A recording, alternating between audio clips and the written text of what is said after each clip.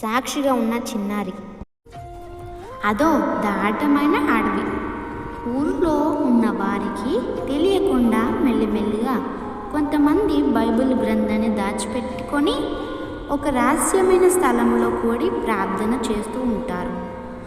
అందరూ కలిసి చేతులెత్తి కళ్ళు మూసుకొని ఆరాధన చేయగా ఆరాధన ఆగిపోగా కళ్ళు తెరిచి చూసిన వారికి హఠాత్తుగా వచ్చిన పోలీసులు చేతిలో గన్నులతో ప్రార్థన చేసిన వారు చుట్టూ నిలబడారు.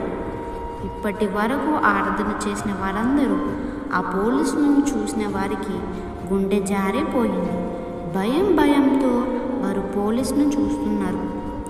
ఇంతలో ఒక పోలీస్ ఆఫీసర్ ఆ గుడిలో నుండి ఒక బైబిల్ తీసుకొని ఒకసారి క్రింద పడివేసి, ఇప్పుడు మీలో ప్రతి ఒక్కరూ ఆ గ్రంథాన్ని త్రొక్కి దాని మీద ఉమ్ము వేయండి. యేసు నిజమైన దేవుడు కాదు అని చెప్పి వెళ్ళండి, లేకపోతే చేస్తారు అని బెదిరించారు. యేసు దేవుడి కంటే చంపుతారు కనుక కాదు అని చెప్పడం నిర్ణయించుకొని ఒక్కొక్కరు లేచి యేసు దేవుడు కాదు అని చెప్పి ఆ పరిశుద్ధ గ్రంథాన్ని మీద ఉమ్ము వేసి కాళ్ళతో త్రొక్కి వెళ్ళిపోతారు. ఇప్పటి వరకు ఆరాధన చేసిన ఇప్పుడే అదే దేవుని వాక్యాన్ని కాళ్ళతో త్రొక్కి వెళ్ళిపోతుంటారు. ఆ గుడిలో ఉన్న ఒక చిన్న పాప ఆ దృష్టిని చూడలేకపోయింది. దేవుని ఆరాధిస్తూ మనం ఎన్ని కష్టాలైనా ఇబ్బందులైనా వచ్చినా ప్రభువుని విడిచిపెట్టలేను అని ఆ చిన్నది నిర్ణయించుకొని అందరిలాగా విని విడిచిపెట్టలేదు. కానీ తను ఏమి విన్నదో వాటిని అంచనాలో పెట్టుకొని నిర్ణయించుకొని ఇంతసేపే దేవుని ఎన్ని కష్టాలైనా నష్టాలైనా నీకోసం జీవిస్తాను అని వాగ్దానం చేసిన వారందరూ ప్రభువుని విడిచిపెట్టి వెళ్ళిపోతుంటే ఇంకా రోషం తెచ్చుకుంది. ఆ పాప వంతు రానే వచ్చింది. అమ్మా నాన్న ఇంత ముందే చెప్పారు, ఒరే తల్లి యేసు దేవుడని కాదని చెప్పురా అని. ఇప్పుడు అవతల నుండి కన్నులతో చెప్పుతున్నారు. ఒక క్షణం ఆలోచించి ఒక మంచి నిర్ణయం తీసుకుంది. గబగబా ఆ యొక్క చోటికి వెళ్ళి క్రింద పడిన ఉమ్ముతో తడిసిన ఉన్న ఆ పరిశుద్ధ గ్రంథాన్ని విలువైన పాత్రతో తుడిసింది. చుట్టూ నిలబడిన పోలీసులు, క్రైస్తవులు అని పిలువబడని వారంతా ఆశ్చర్యంగా భయంగా అలాగనే చూస్తూ ఉన్నారు. ఒరే పాప, నువ్వు చాలా చిన్నదాన్ని, ఇప్పుడైనా నా మాట విను. మీ అమ్మ నాన్నలా వెళ్ళిపో, లేకపోతే చేస్తావు అని గట్టిగా అరిచారు. ఆ పోలీస్ ఆఫీసర్ పాప కళ్ళ నిండా నీళ్లతో పరిశుద్ధ గ్రంథాన్ని చూస్తూ ఉమ్మ వేసిన వారందరిని చూస్తూ పరిశుద్ధ గ్రంథాన్ని ముద్దు పెట్టుకొని, అంకుల్, యేసయ్య మన కోసం ప్రాణం పెట్టాడు అంకుల్.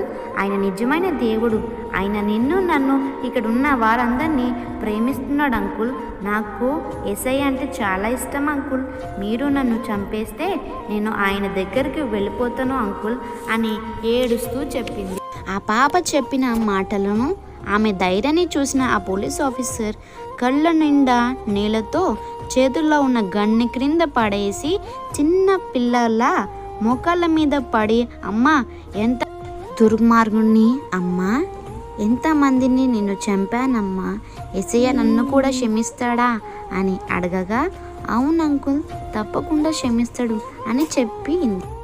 ఆ పోలీస్ ఆఫీసర్తో పాటు మిగిలి ఉన్న పోలీసులంతా మోకరించి ఆ పాప చెప్పిన ప్రార్థన చేసి తమ చూసారా పిల్లలు, ఒక చిన్న పాప ఎదిగే లాంటి ఒక చిన్న బిడ్డలే కష్టాల్లో ప్రాణమైపోయే పరిస్థితిలో కూడా యేసయ్య కోసం ఎలా నిలబడి ధైర్యంగా సువార్త చెప్పి యేసయ్య దగ్గరకు నడిపించిందో ఆ వ్యక్తిని.